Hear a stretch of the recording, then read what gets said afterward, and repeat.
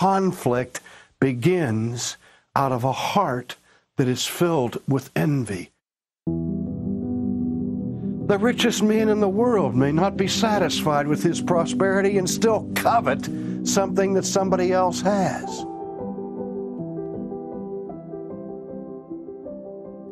The world is filled with warfare. Not just global war or national conflict of armaments clashing with one another, but there's warfare in the church, there's warfare in the community, there's warfare in the state house, there's conflict all around us. Quarrels, fights, disputes, contentions. And James says, where do these things come from? And he said, practically speaking, they all come from something that's wrong deeply within our hearts. And the one motivating factor that creates these wars and conflicts is envy.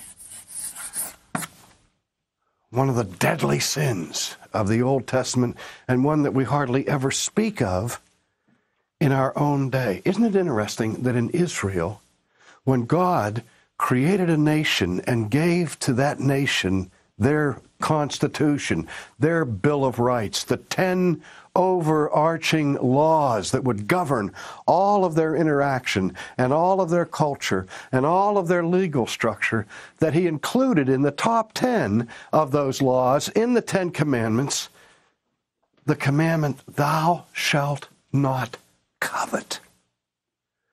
Sometimes we think that covetousness is something that is only found among the poor, that they covet or envy the possessions, the wealth, the prosperity, or the position and status of the wealthy. But no, it's a human problem. The richest man in the world may not be satisfied with his prosperity and still covet something that somebody else has. Covet and envy cross class lines, and in fact, they create class lines. And we've heard much in our day in the political and economic struggles that are tearing America apart, it seems, the problem of class warfare. Conflict begins out of a heart that is filled with envy because somebody else has something that we don't have, and we want it for ourselves. The oldest philosophy that stands opposed to God is the philosophy of hedonism, that defines the good in terms of the pleasurable. Well, I'm not opposed to pleasure. I don't like pain, do you? I enjoy pleasure. And one of the reasons why sin is so tempting is because sin does bring pleasure. Short term, for a season. What it can never do, however, is bring happiness. Happiness is an inner state of delight, of blessedness, and of contentment where there is no room for greed and covetousness. You remember the Apostle Paul saying, I've learned how to be abased, I've learned how to abound, and I have learned in whatsoever state I am therein to be content. Those are the words, beloved, of a happy man. He didn't covet anything. He was satisfied. He enjoyed a peace and joy in his spirit and in his soul that was extraordinary. And you who are Christians know moments of that kind of peace.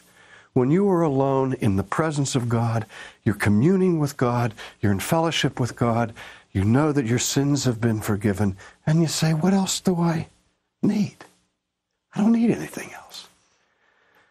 Until dinner time, and you're worrying about the budget, and you're worried about the bills, and you're hungry, and all of a sudden you start, oh, if I just had a little bit more money, if I just had a better car, if I just had a nicer house, those things would finally make me happy.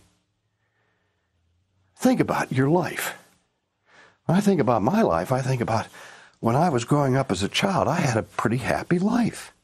But there were certain things that nagged at me. I couldn't wait until I was 16 years old because I knew that when I was 16, I'd be able to get my driver's license and I would be able to drive a car, and then I would be happy.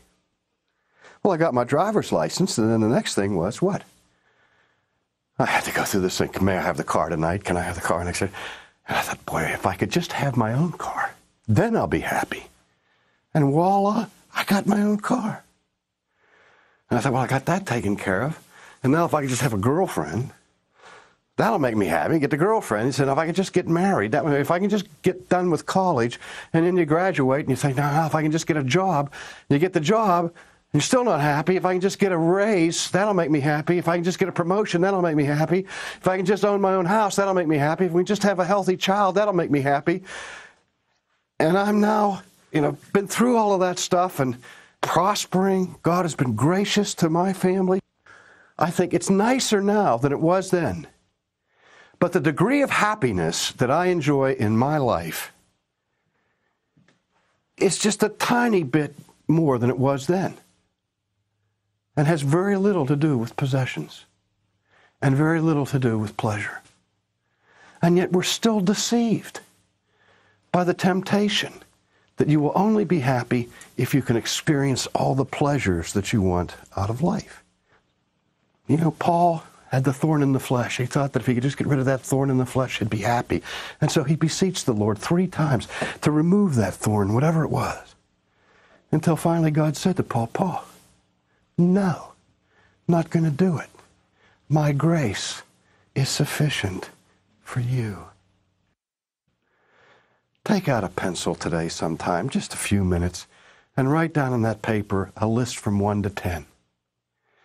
And put next to those numbers the 10 things that you want the most out of the rest of your life. And then look at that list and say to yourself, why do I want these things?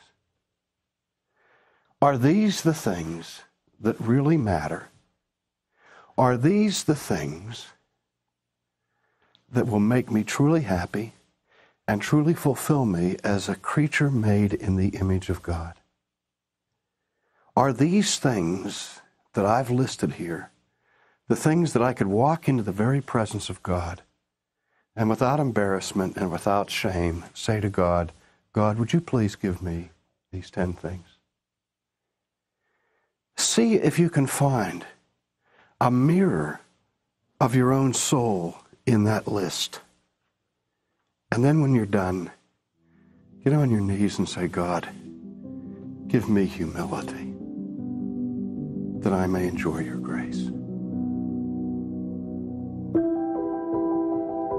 You've been listening to Ultimately with R.C. Sproul. If you enjoyed the show, please subscribe or leave a review in your favorite podcast app.